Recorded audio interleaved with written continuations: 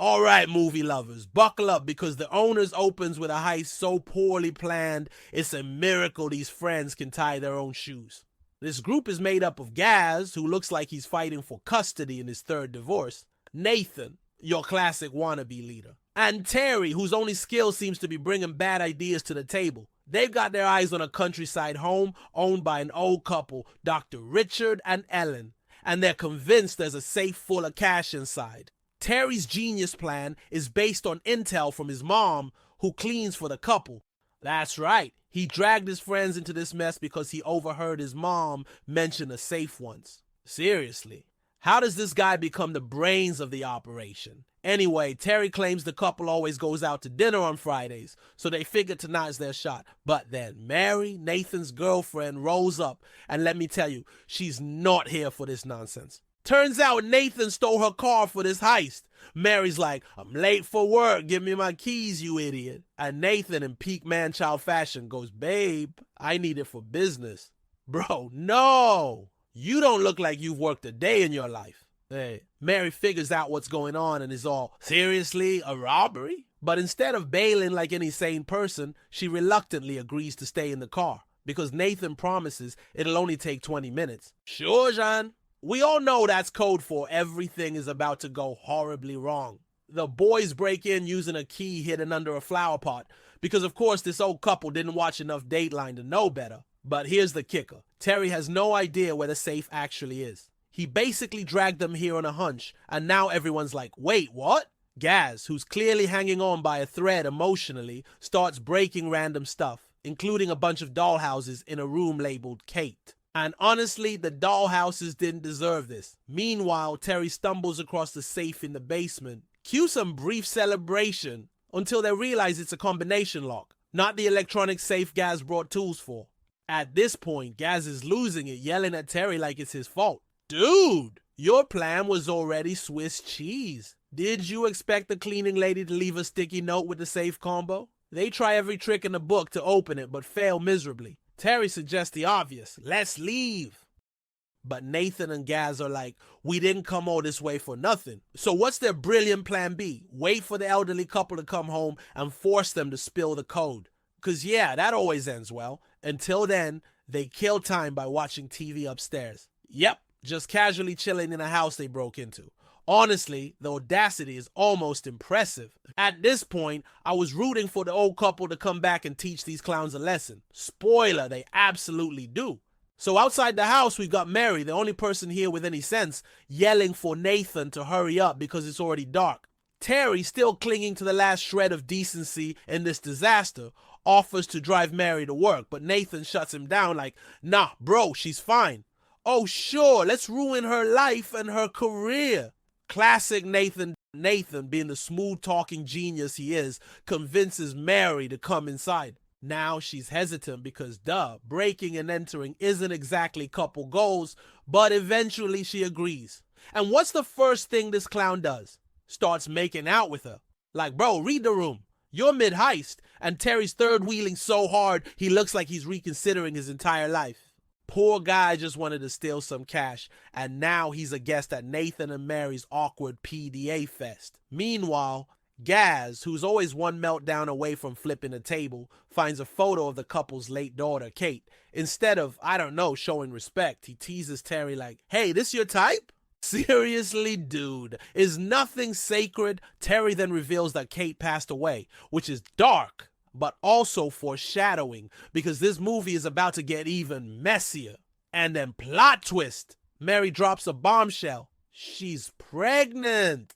Nathan's response, don't worry, babe, we're gonna be rich after tonight. I mean, sir, you can't even crack open a safe. Where's this confidence coming from? Right on cue, the old couple comes home early, and you can feel the we're so screwed energy radiating from these bozos. Gaz, ever the problem solver, hands out stockings for everyone to wear as masks. But these stockings barely hide their faces. Like, Gaz, are you robbing a house or dressing up for Halloween on a budget? Mary, who clearly wants no part in this, tries to bounce, but Gaz forces her to stay and slaps a stocking on her head. By the time the couple walks in, these idiots rush them like it's a bad WWE match. Poor Ellen gets her hand cut on some glass, and Dr. Richard looks like he's about to have a heart attack. The boys drag them into the living room, tie them up, and start yelling like a bunch of toddlers demanding candy. Mary, ever the decent human being, searches for a first aid kit and actually helps Ellen with her injuries. And I'm sitting here like, girl, just leave. These people are beyond saving. Then comes the money talk. Dr. Richard, being way too calm for a guy tied up by hooligans, gives them the cash in the kitchen, hands over his wallet and his credit card. But surprise, surprise, these morons aren't happy with that. They want the safe code. But Richard plays dumb like, safe? What safe? So naturally, the group drags them to the basement and forces them to sit in front of the safe. Mary, who is completely done at this point, suggests they leave, but Nathan pulls the I'm doing this for you and the baby card. Nathan, sweetie, you are not father of the year material. What happens next? Chaos! Nathan slaps Richard, but the old man doesn't budge. Ellen, meanwhile, looks terrified, and we learn she has dementia, which makes this whole situation 100 times worse. And because Gaz has no chill, he grabs a cigarette and tries to burn her. Like, what is wrong with you, Gaz? Thankfully, the others stop him before things escalate further, but Gaz, not one to take a hint, hands Nathan a knife and tells him to threaten the couple with it. Mary finally reaches her breaking point and storms upstairs. She finds a phone, hides in the bathroom, and tries to call the cops. Finally, some common sense. But nope, this movie won't let her win. Gaz catches her, smashes her head against a mirror, and drags her back to the basement. And Nathan? Completely unfazed. I guess his brain is too busy trying to process basic instructions. Then things take a turn. Richard, ever the smooth talker, addresses Terry and Nathan by their real names. Like, how does he even know their names? Turns out he's seen these fools grow up, and he's like, I know your mom, Terry, and she's gonna be real disappointed when she finds out you're this dumb. Honestly, he's not wrong. Just when you think it couldn't get worse, Gaz whispers something to Nathan that freaks him out. Nathan, now in panic mode, threatens to cut off Ellen's finger to get the safe code. Richard begs him not to, but Gaz pulls a gun on Nathan and yells, do it! So Nathan, being the absolute worst, cuts Ellen's finger. At this point, I was yelling at my screen, just give them the code, Richard. The sight of Ellen in pain finally pushes Nathan over the edge. He attacks Gaz, and they start wrestling like two drunk uncles at a barbecue. Gaz, of course, wins and stabs Nathan in the stomach. R.I.P. Dude, you were terrible, but at least you weren't Gaz. Richard begs Terry to untie him so he can help Nathan, but Terry, bless his heart, is too busy crying in a corner. Gaz doesn't care about Nathan bleeding out and says he won't untie anyone until Richard gives up the code.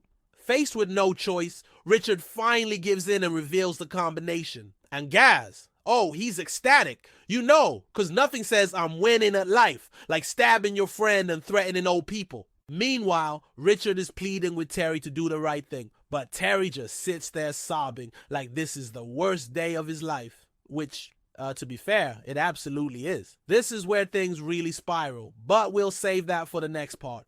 Quick question though, if you were Mary, would you have left Nathan's useless behind at the start or stayed to save the day? Let me know in the comments below. And if you're still here, don't forget to like and subscribe because trust me, the craziness isn't over yet. Meanwhile, down in the basement, chaos reigns as the situation spirals even further out of control. Dr. Richard gives Gaz a second code to the safe, but this one, much like the first, is completely bogus. When the safe refuses to open again, Gaz predictably loses his temper because, you know, that's his thing. This time, however, his tantrum includes grabbing a chainsaw and he marches toward Ellen, who's trembling and completely defenseless. Richard, horrified, begs Gaz not to do it, pleading with him to think rationally, but rationality clearly packed his bags and left the house a long time ago. Gaz revs up the chainsaw, looking more like a B-grade slasher villain than an actual criminal. Just when it seems like things can't get worse, Mary shows up like a badass final girl. Armed with a sledgehammer and absolutely no time for Gaz's nonsense, she swings the hammer with all her might, hitting him square in the head. The result? One dead Gaz, and honestly, no one's going to miss him. With Gaz finally out of the picture, and possibly out of his mind permanently, Mary steps into the hero role and frees Richard and Ellen from their restraints. She discovers a garage in the basement, complete with a van that could easily be their ticket to safety. But before she can get everyone out, Richard stops her. Plot twist. The good doctor grabs a gun and declares that no one is going anywhere. Why? Because the hospital is 30 miles away, and Nathan, who's clinging to life by a thread, won't make it. Instead, Dr. Richard offers to treat Nathan right here in the house. Totally logical, right? Nothing says, trust me, I'm a doctor, quite like tying people up and threatening them with weapons. Mary and Terry carry Nathan upstairs, hoping against hope that he'll survive. Richard follows with Ellen, carefully comforting her like this is just another Tuesday. Once they get Nathan into a room, Richard does the absolute bare minimum. Instead of rushing to save Nathan's life, he casually patches up Ellen's minor hand injury like he's got all the time in the world. Mary pleads with him to focus on Nathan, but when Richard finally gets to it, he seems less interested in saving Nathan and more interested in making his pain worse. It's almost as if he wants Nathan to die. Shocking, right? After claiming that none of Nathan's vital organs were hit, sure, Doc, we believe you. Richard orders everyone to leave the room so he can work in peace. He promises to patch up the wound and call an ambulance, but something about him screams, I'm totally lying. Out in the hallway, Terry tries to comfort a distraught Mary. In an astonishingly terrible attempt at consoling her, he tells her she's beautiful and then tries to kiss her. Read the room, Terry. Furious, Mary pushes him away and accuses him of exploiting her vulnerability. She also goes full savage, blaming him for the entire mess and calling out his role in getting Nathan involved. Terry tries to deflect the blame onto Nathan, saying it was Nathan's idea in the first place. But Mary, who's running on a mix of adrenaline and sheer rage, doesn't buy it. She reminds Terry that his mom works for the old couple, so of course he's connected to this. Then she drops a bombshell about her twin sister Jane, revealing that Jane only dated Terry out of pity before running away from town. Ouch! Terry, already an emotional wreck, breaks down in tears like a kid who just lost his favorite toy. Later, Mary checks on Nathan and immediately realizes something's wrong. Despite Richard's assurances that Nathan is sleeping peacefully, Mary can't find his pulse. Red flag alert. She notices Richard pretending to call for an ambulance, but the phone cord is obviously damaged. At this point, Mary knows she's dealing with a man who's probably never heard of the Hippocratic Oath. Now, terrified, Mary tries to flee, but nausea suddenly hits her like a truck, and she vomits in the sink.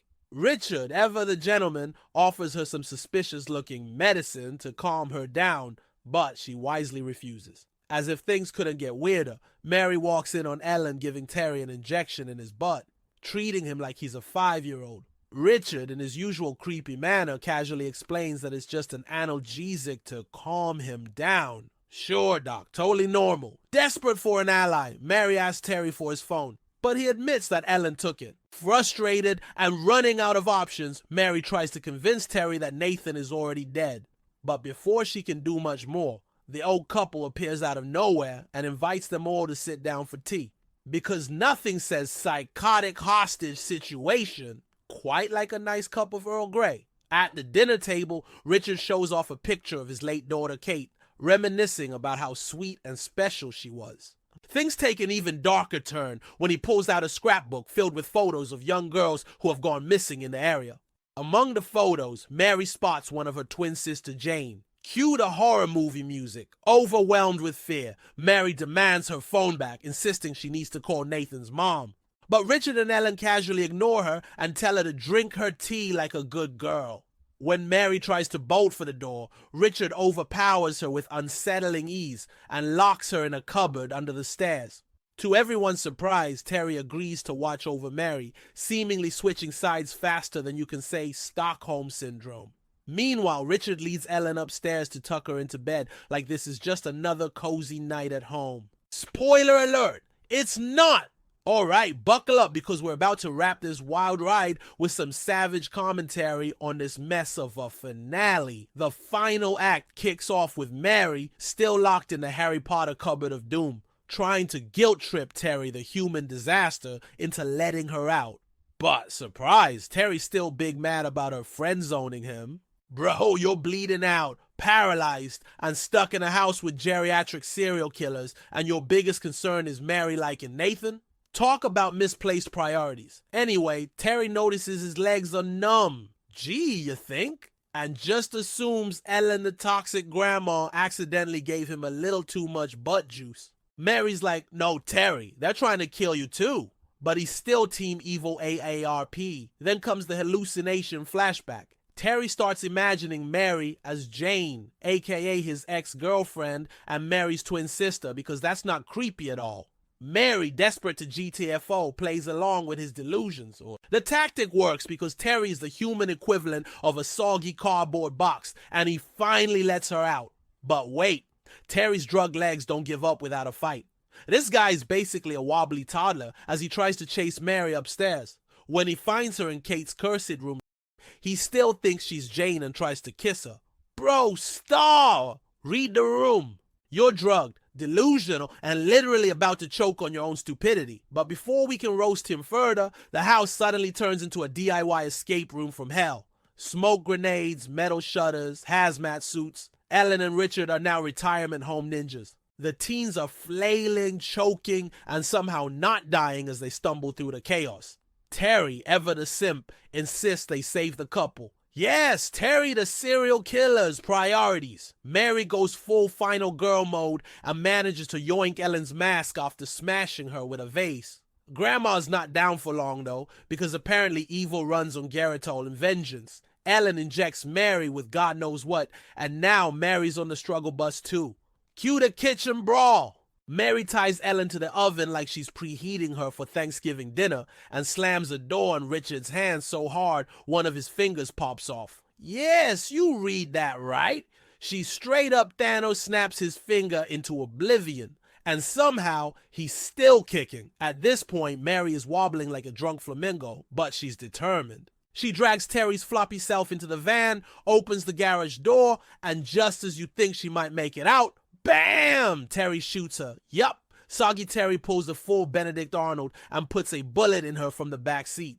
Congratulations, Terry. You're officially the dumbest person in horror movie history. Enter the geriatric assassins! Richard and Ellen stroll up like they're on a casual morning walk and casually explain to Mary, while she's bleeding out, that they had second thoughts about letting her join their psycho family because she's too rebellious. Oh, sorry for not fitting into your murdery cult aesthetic, Gramps. Then they wheel Terry off like he's the MVP of this twisted game show. His prize? A spot in their creepy basement prison suite where he's reunited with Jane. And surprise! Jane's been dressed up like their dead daughter Kate this whole time, completing the build your own dead child starter kit. Meanwhile, Mary catches a glimpse of Jane in the rearview mirror before finally succumbing to her injuries. R.I.P. Mary. You deserve better.